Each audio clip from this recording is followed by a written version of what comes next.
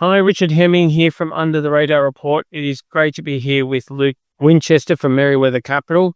And there is no more exciting place in the world, but it's small caps where the big moves can happen. And we're living proof. We're going to be doing 3+3.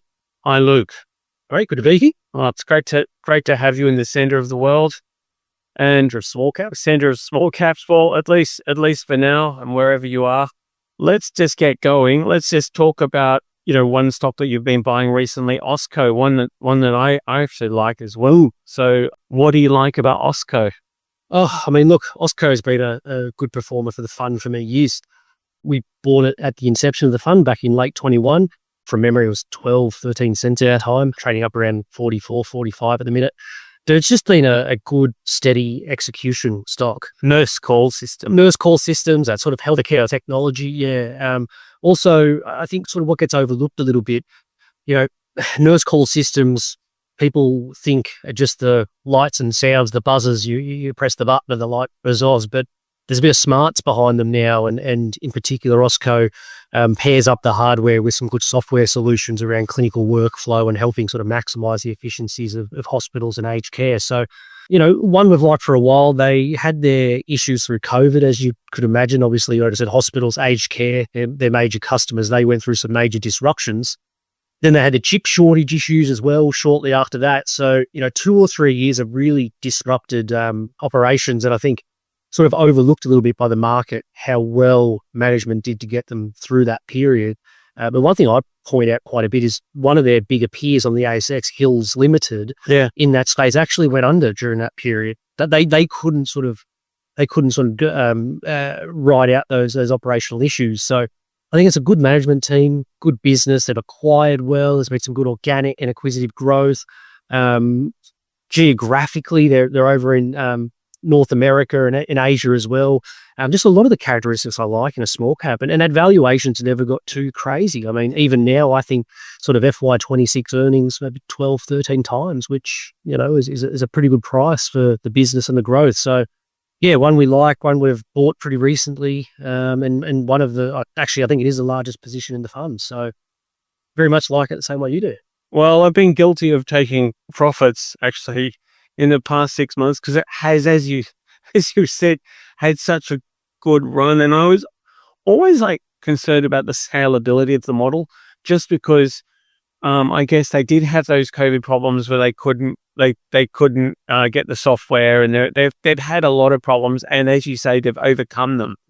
But I just wonder how far this stock can go, because it is very long kind of lead times to get hospitals on board. It's hard yards. We've all been burnt at some point from stocks where, one that comes to mind is M7 Technologies, where they do have great potential, but it's just so difficult, the hospital space. And we all know hospital budgets are under pressure. Those are sort of some of the concerns that I call it, would you be buying it today, I guess, is what people might want to know. Well, look, I mean, the short answer for me is yes. And the reason why is the share price has done well, but, I always encourage people separate the share price from the business, because what's sort of driven that share price is the fundamental growth that's come in. And so, like I said, it's not like the earnings multiple has gone from 10 down to 20 times. It's always traded at a pretty reasonable price.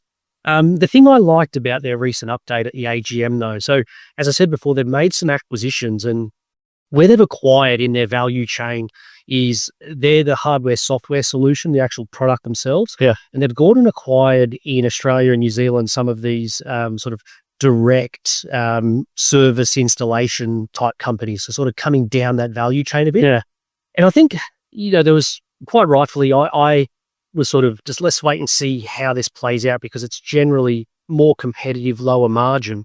What I've been really enthused by, though, is they've been able to sort of drive some really good synergies and efficiencies there. Okay, keep those EBITDA margins, where they've been. So you've had this really strong growth, organic and acquisitive, but not diluted to margins, which I've thought is quite positive. So I still really like it. I mean, again, small caps, volatility. If someone's buying it today, let's not expect this stock to double in a year. Yeah. I think if you take a 3-5 year view on something like this, it's, nice defensive sector. I take your point on hospitals, budgets, when we tie to their CapEx budgets and their stuff like that, there can be issues there. They do report an order book, and I sort of track that, update to update, always make sure you see that order book, growing, because that's the forward revenue. Yeah, like the order book tends to be quite static, doesn't it? Like it's about 20 million or well, it goes through waves. So it is a bit more variable. It can be variable. And so where this business has really evolved, even in the few years since I've owned it, is they've really shifted up the scale of their customers. So yeah, that's what they were talking about. So it's actually I think I should have another look at this stock, because that's what they've talked about a lot, is really shifting from an average contract value, say 5 million, to an average contract value 20, 30 million sort of thing. 100%. It's less that ordered growth. Like, over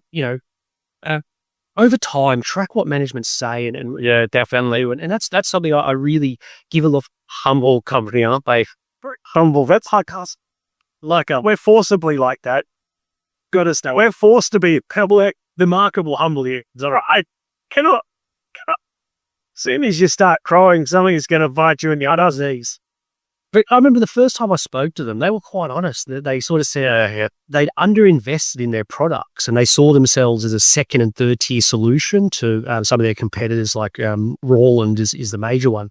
So they went through a phase of really investing hard in their product suite. They rationalized it too. I'm going off the top of my head here, but I think it's something they previously had 800 something products in the catalog, or rationalized that down to 200 or 300. So she focused on quality, as you said, going from those second, third tier hospitals where the contracts might be 2-3 million to let's try and win some bigger work. And where they've had the most success is in Singapore and Canada. Anyone can go back and have a look at some announcements, but that's where that big sort of variability of the order book, they can win a big hospital group, and you'll see a nice spike in the order book. And then obviously you get that lumpiness, so always be aware of that. But, one I like, and one that's executed really well. Okay, well, that's one to, at the very least, put on your watch list. One that I've mentioned to you a couple of times recently, Appen. I know it is the fallen angel of all fallen angels. I mean, like literally the share price was $40. Now it's 67 cents. I don't ever want to do the percentage on that. I mean, it's just, but basically, we look at these sort of stocks, and the first thing we say is, well, what's the balance sheet? Well, the balance sheet's $50 million cash, 77 million Aussie or something. So, they're going to live to fight another day. They burned some capital last quarter. But basically what these guys do is Appen, they have this army of little the crowd at-home contractors, these people that annotate. They basically add human oversight to large language models, but also small language models. And I think what famously happened to them was literally Google and maybe a couple of others just pulled the rug from under the company's feet, and they've had to scramble. And how have they scrambled? Well, they've got business in China, and that is showing real growth, offsetting real uncertainty in the US. So what I would say about these guys is, okay, they're going to live to fight another day. It's an option on greatness. It's I wouldn't put all your money into it, but it's definitely like one of those irons in the fire that we think, well, okay, this company has great potential, because I think there is going to be human oversight in AI, ad infinitum, because the legal ramifications of getting things wrong are too great.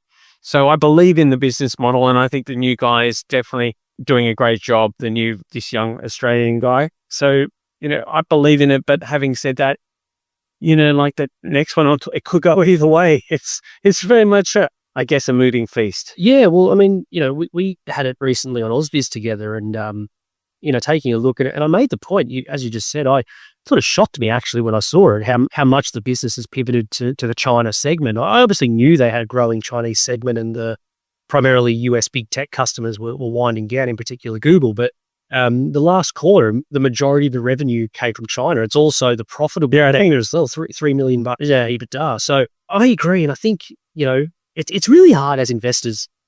A chart like Appens, right? Well, it's kind of self-fulfilling when you have been people that are just bearing down on you, thinking like how to recover from setbacks. I mean, I know it happens in Hollywood all the time, but on the ASX, not every story has a happy ending like in Hollywood. No. But I think definitely we've seen companies that have been down and out and can reinvent themselves. And I think these guys have the balance sheet to do it. So the balance sheet's in good nick. Yeah, I noted that as well. And I think that's the key, because where you can get yourself in trouble is the ones where the balance sheet's not in good nick, then the recapitalization just, And they did put out some aggressive numbers, and the market kind of bumped up to 80 cents from below current levels, and now it's sort of sunk back down again, because I guess the last quarter indicated those numbers are going to be harder to meet, the 10% EBIT margin, the 20% revenue growth, because you do the metrics on some of these companies, you think, wow, if you do those numbers by 27, this stock will be re-rated. And a lot of what we do is saying, how valid are those numbers? Yes, 100%. They're fighting for their lives, these companies. And sometimes when you're fighting for your life, you can over-egg it a bit. But I saw direction towards those numbers. Yeah. And look, and I think, as I said before, they're underpinned by that Chinese growth. So a lot of those numbers is just extrapolating that growth. And I think there's work to do there. I mean, if you're an investor, it's worth putting a bit of time into. Definitely. The point I made on Ausviz was, where is China in that AI sort of timeline compared to the US? But nonetheless, they're definitely up there in the timeline. Like the guy Jensen Huang said, China's well in front. I don't know, big money being thrown at it too. You know what I mean? Yeah, no, look, I think, and again, it's risky. I mean, it's high risk, no doubt about it. There is high risk, but in your portfolio, you can sometimes have some of those risk plays if you're sure. And it's the point I make, when we do Ausviz a lot. It's if you're going to have a bit more of a speculation on something, these are the ones to look for, because it's, the balance sheet's in pretty good condition. So, really, it's sort of race against time. That's what you've got to hang on to, and there's a cash flow and balance sheet, not one or the other, both of them. Yeah. Let's move on to the next one, which really is kind of at the start of its life cycle, whereas I think Appen's been going for a while now. Racing and sports technology sounds right up my alley. I mean, I like racing and I like sport. Tell us about this stock quickly. Yeah, one we own, but so only 55 million market cap. Small stock. It's in the software space. So primarily horse racing. They do a bit of sports as well, but primarily horse racing. And the two main segments they have is information services, which is effectively the racing form guide. And they take that raw data and sort of, enhance that up a bit and give it to their customers, primarily large bookmakers, in a way that it really drives engagement from bettors. Like you sort of see, horses that are performing well in different track condition distances, and sort of just encourages that turnover. So it's taking the form guide onto your smartphone. Exactly, yeah, or making it kind of just make it pretty easy as possible to use, able. Easy as possible.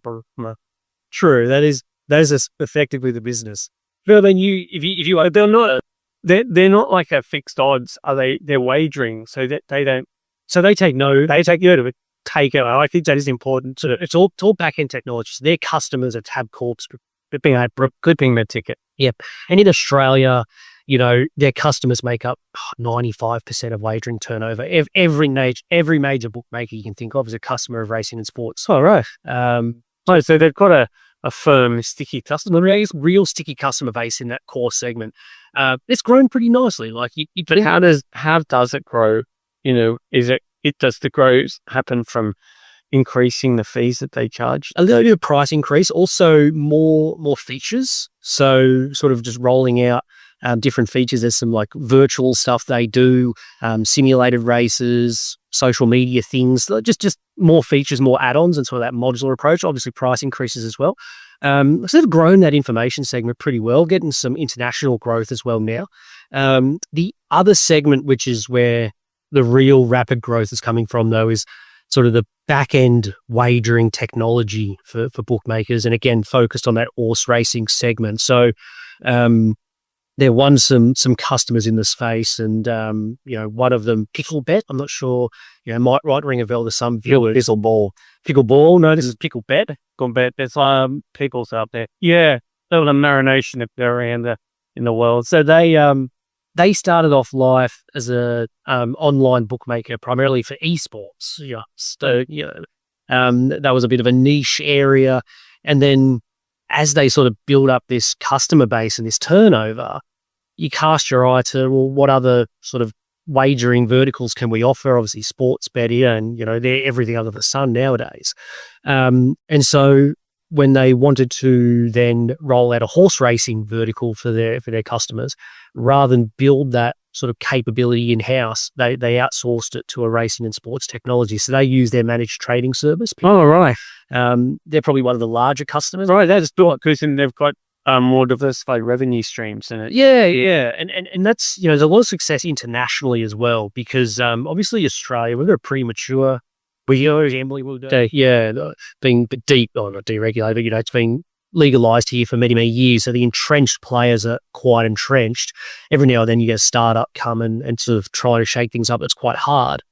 Internationally, though, there's a lot of growth there with these sort of challenger brands as sort of everyone's pivoting to online, pivoting to mobile only. So they're having a lot of success, particularly in the UK and Europe, with these newer brands who are coming on. And again, similar to Picklebet, rather than build out their own internal systems, you outsource it to someone like racing and sports. And again, the beauty is there's no actual wagering risk here. It's just the back end technology, and they clip the ticket on a turnover basis. So, well, we all like the clipping of the ticket. Yeah. It creates an interesting opportunity for the business as well, because from a unit economics point of view, it's equivalent to a software business. It does 85, 90% gross margins. The difference, though, is they do report an ARR number, but it's not a pure subscription ARR. So what is it? Well, it's sort of a annualized sort of rate of turnover. There's a bit of estimation in there, so Not really. be a little bit careful. Yeah, you can sort of track revenue over time to make That was just normal revenue. Like that's just basically their. It's not subscription. It's basically just their. It's all subscription. So they have this overall turnover, and then do they take a clip on that?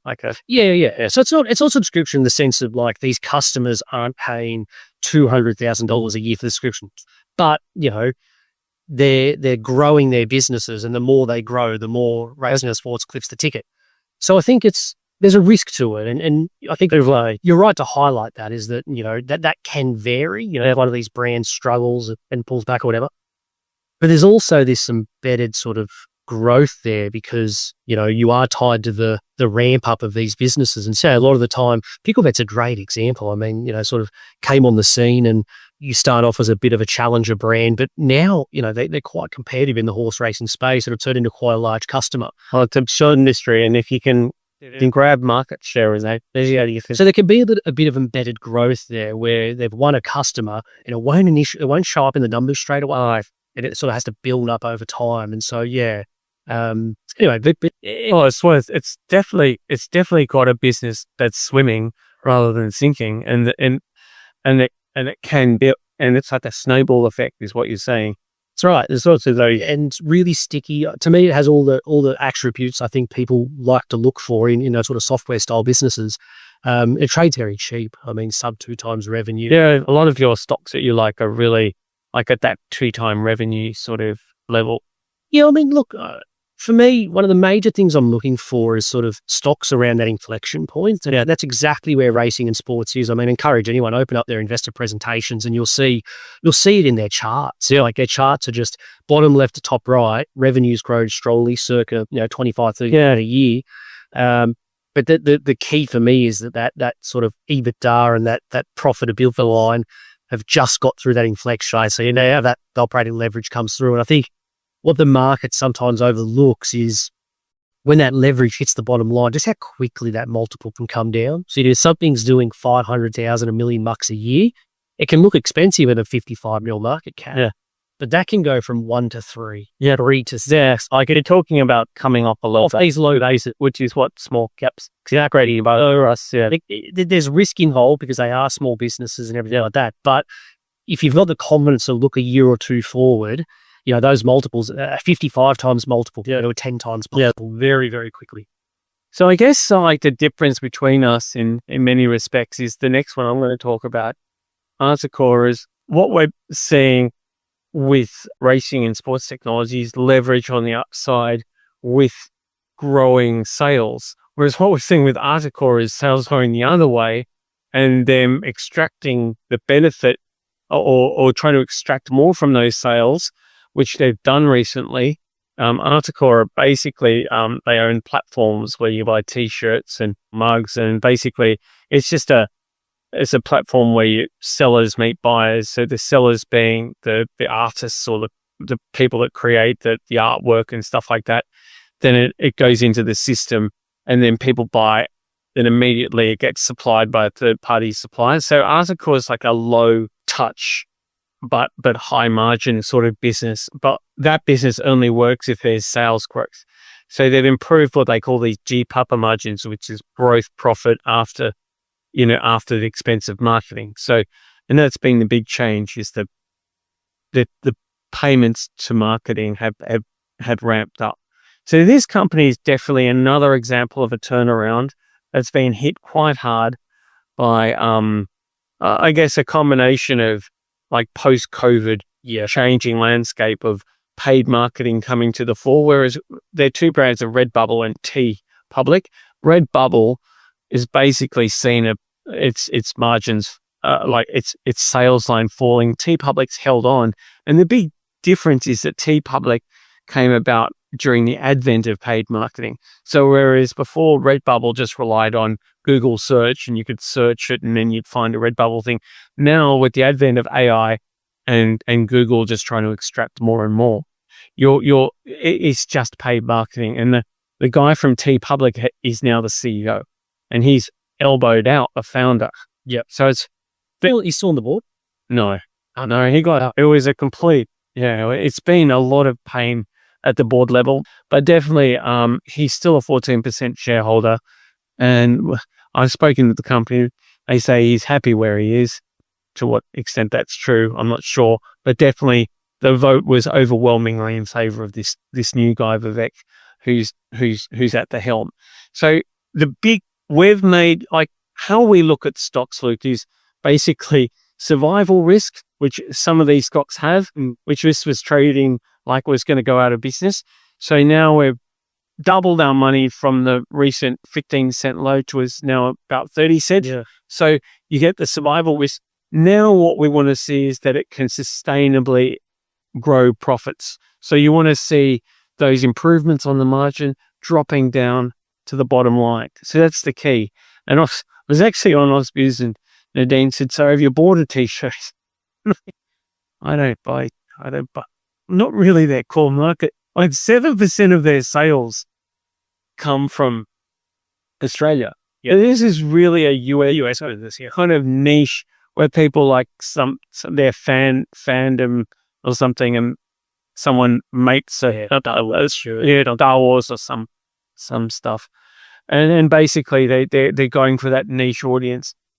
But I think on the numbers, I can see that this company can make big numbers, but it's very much at the crux. It's at that, like, you said before, you're looking for catalysts. Well, this quarter right now is the big quarter for them because it's the lead up to Christmas. So this is the key growth quarter for them. Yep. So I would say to people out there, okay, I'm in this stock because I've made some money on it, because that arguably the easy money, so-called easy money, when it's gone from looking like it's going broke to not going broke, has been made. But now I would say it could really double quite easily from here. The inflection point is right here, right now, but there's a great deal of uncertainty. And at the moment, investors are paying up for certainty like you've never seen. So you're only going to make money in this market if you embrace uncertainty to a degree and start looking at stocks like what Luke and I are talking about. Because, you can't make money. You can't make the kind of returns you need to sustain your life anywhere else. I think that's so. Okay, I know there is risk, but I think it's an interesting speculation. Yeah, no, I agree. Look, that's a fantastic point. I say that a lot myself. Is a lot of people think the market pays up for growth or quality, but more than anything, the market pays up for certainty. So, if people see a business and they can think they can very accurately map out the next 2 or 3 years, you'll see that pretty much priced into the stock straight away. And when that goes the other way, though, when the market looks ahead and goes, oh, I don't know what this looks like over the next 6-12 months, that's where the discounts come in. But look, I think it's a good business, and it's been through a very tough period, and definitely some of that self-inflicted. Obviously, you had this big ramp up in COVID, and I think it's self-inflicted, and also just them learning. Yeah, Learning, because they weren't going to know, all these IT problems that they're like, businesses are evolving, and it's, I don't know how it's also just, we're in these businesses that aren't blue chip, that are early stage, and they're going to make mistakes. Yep. But our point is to look, as you said at the start, you've got to look a bit long term if you're going to make proper money. And I think a lot of businesses and management teams, and not faulting them here, really struggle to understand the difference between a cyclical change in their underlying business and a fundamental structure. So Definitely. For something like a Redbubble, it wasn't the only one. A lot of, particularly online retailers, all had the same effect through that COVID period. We were all at home, we've all got extra money, we're buying so online. We all had those free gifts from the government in various shapes or forms, and the masses had money for the first. Yeah, but so the signal to these retailers is we're taking market share, we're growing, and the natural inclination for these people running the business is to go harder into that. Okay, yeah. And I remember Redbubble, quite vividly remember the former CEO when he got Martin. It was after Martin left. They brought in another CEO. Oh, they did bring another CEO after Martin. Young guy on, and his main thing was, we need to get off the Google treadmill. Yeah, and we need to really invest in brand marketing and put Redbubble brand in front of people. And I think a lot of that was taking the signal from that cyclical COVID run up and thinking, let's go hard at this and really build the brand and build a Redbubble. And in the end, it was sort of just, as I said, like, rather than being a structural change in the business or how customers interacted with it, it was much more as that cyclical sort of high. And as that reversed, all of a sudden you were left with a bloated cost base and all this sort of extra investment. So it's been a few years in the wilderness, no doubt about that. But again, similar to Appen, the balance sheet's not in bad condition. There's a bit of cash there, very capital light business as well. I guess you have to be a bit careful, because a lot of that cash is actually for suppliers. It's true. They have negative working capital, so that increases your leverage, increases your potential for return.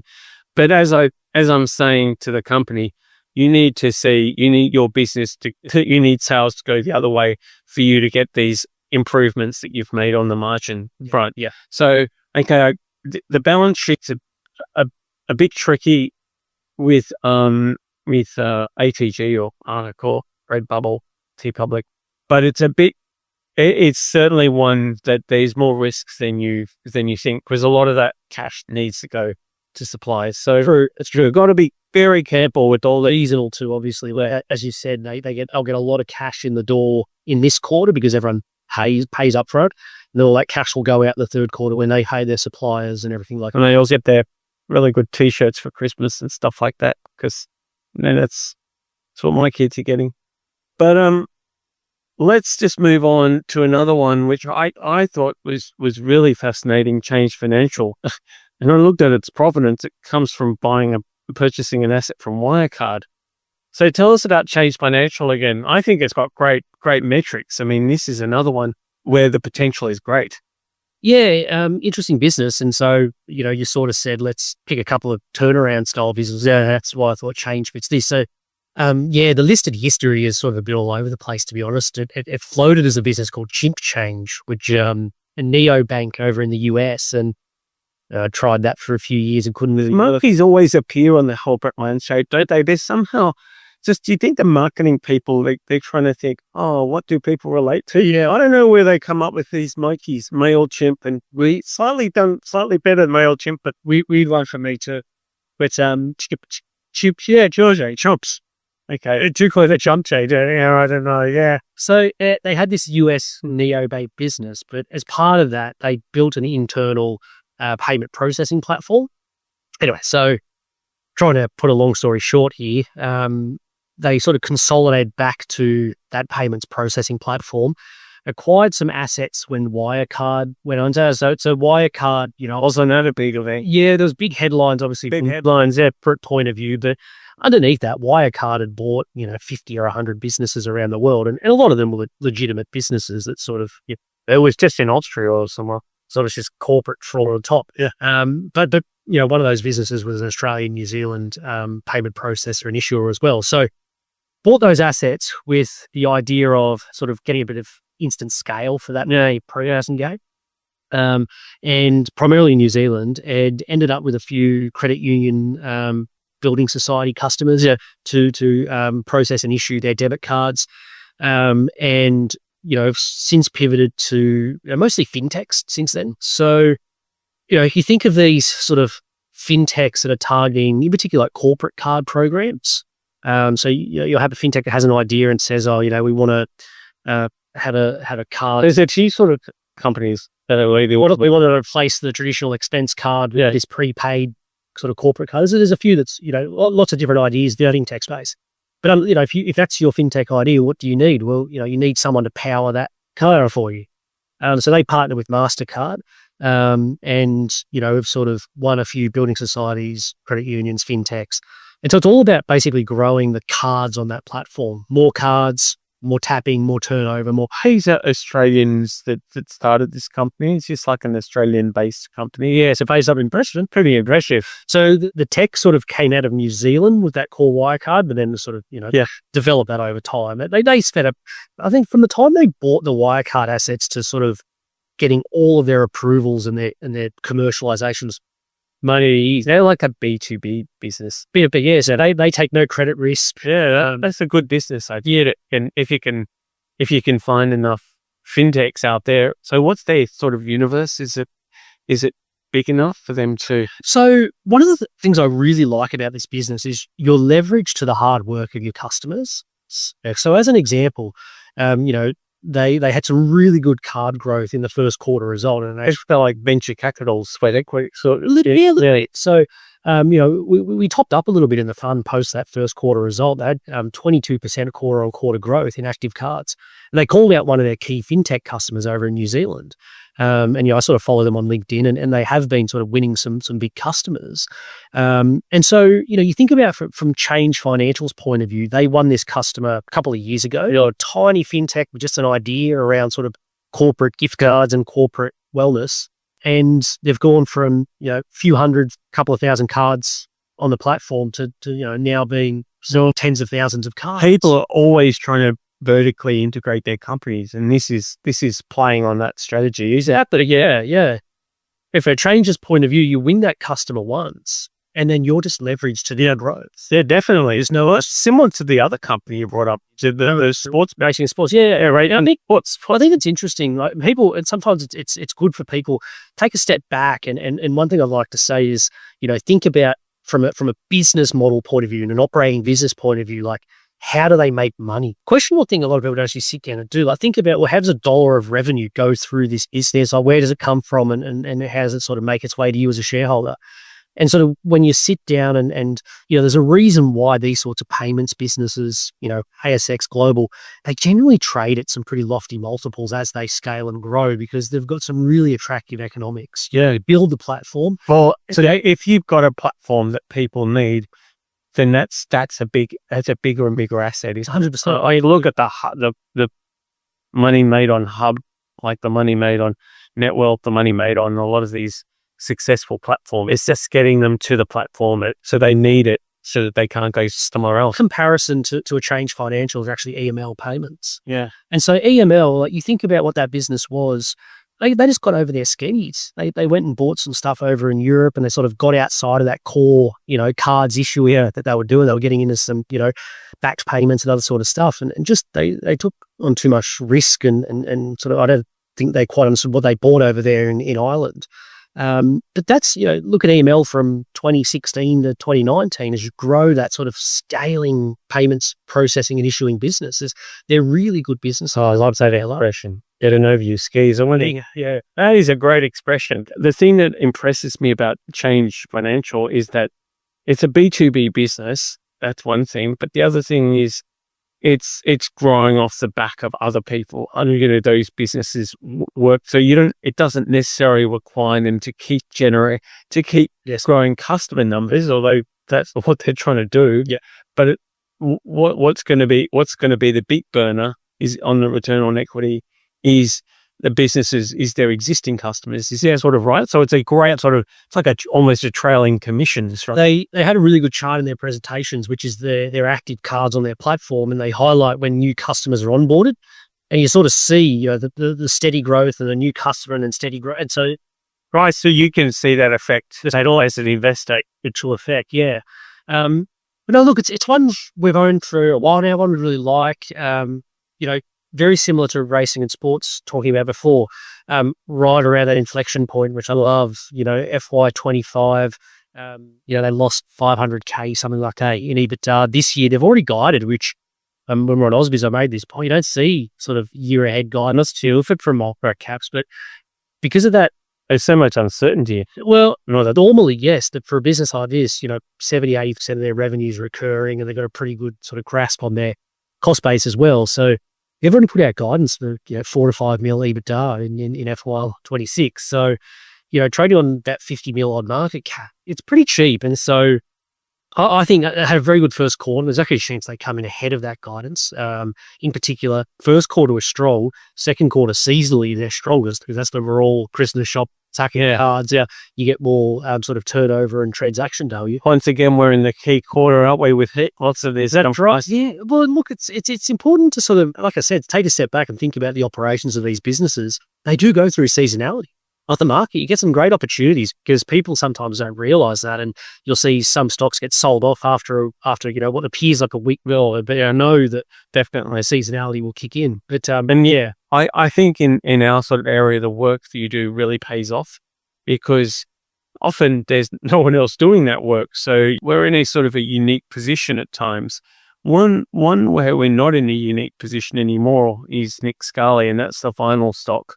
As we got all those other ones to end up. Also a key quarter coming up. But I mean, the thing that I'd like to stress about Scali is it's still a small cap in many respects. It's 2 billion market cap, but yet it's sort of like Jerry Harvey. It's kind of like a name that rolls off the tongue in the retail landscape.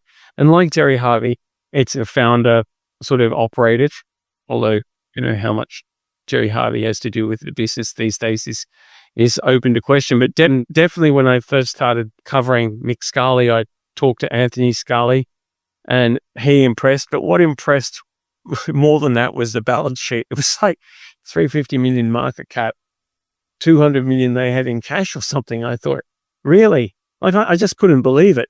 But then over time, I guess the business model is what stood out. And everything that we talk about today, a lot of it is around how we think that business model can handle change.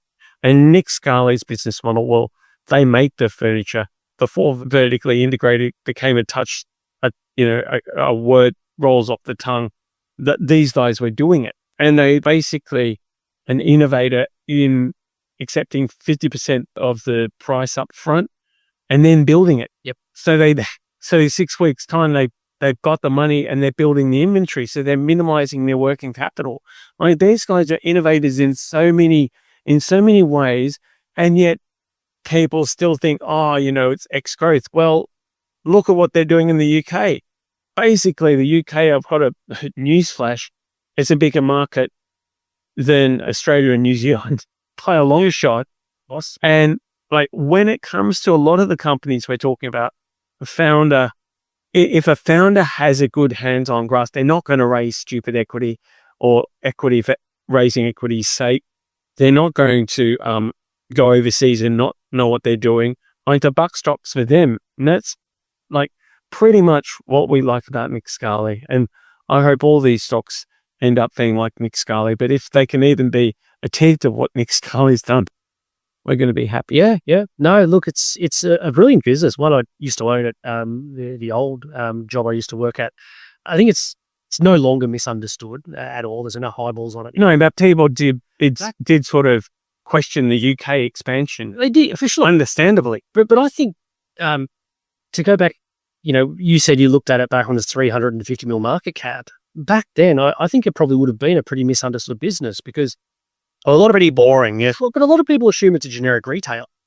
And retail is a very tough business. So, I mean, we've got some good ones on the ASX. Like you can point to Premier, Lavissa, maybe generally Hi-Fi, names like that, and sort of assume that retail's easy, but it's really not. And to your point, one of the trickiest things about retail is working capital management because it costs you a lot of money and capital to grow. And the main reason why is because if I want to sell something in my retail store, I have to go and buy that, leave it in the warehouse somewhere, and then, once it's, ship it to the store and then sell it. Yeah. So I'm taking on this 30, 60-day window of cash out front before I get cash from my customer. And as you said, I think what people miss for a very, very long time with Nick Scali, because you see it at the homemaker centres, you think it's a retail store, but it's not. Like, there's a showroom.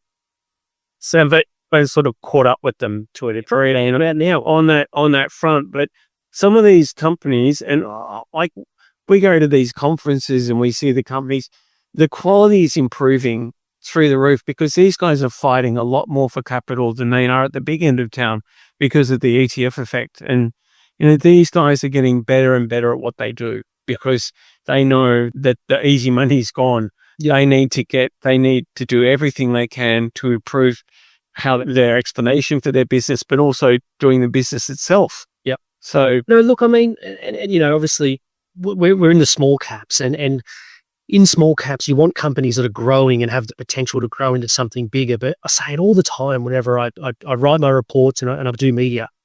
Always take a step back and think about the costs of that growth. Because I think if you have a business that can grow capital light and you don't have to invest a lot of money and that growth can come sort of organically without heavy CapEx investment, that's where you get those big, massive returns. That's where they come from. And it's that compounding return on equity, isn't it? Exactly. Well, you don't have to put much back in. And as you said, as that compounds, it's why some of the dishes, they like platform that we're talking about. Exactly. If you can get that right, yeah, it's not manna from heaven. But it was bonus stock for the viewers. We were talking about Hazer on Ausbiz not long ago, and I made the point, what I liked about that was, these big ambitious goals, but they were going about it with that licensing IP model. They're going capital one.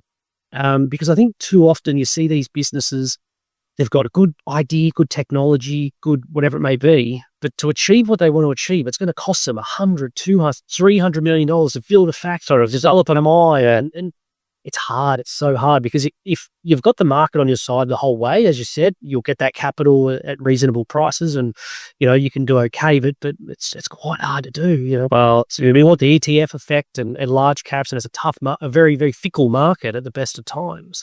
So for me, I'm always attracted to those businesses where you can get that growth, but it's capital light. And then racing, sports, change. Both of those are businesses where that development, as you said just before, very great term, that's sunk cost from 3, 4, 5 years ago. They don't have to go and chuck all that money back in again to go and win new customers. So love those types of businesses. And I sort of just encourage people, just you might love an idea, love a technology, but just take a step back and think, what will it cost to get from here to here? And if that's a big dollar number, that's often hard to do. Well, I think we're definitely giving you 6, well now 7. Then Moon up. It's always give a bonus. That's probably a Jerry Harvey special, that one. It's great to have you on the show, Luke. Thanks a lot for taking the time, and I'll talk to you again. Yeah, talk to you again soon. Thank you.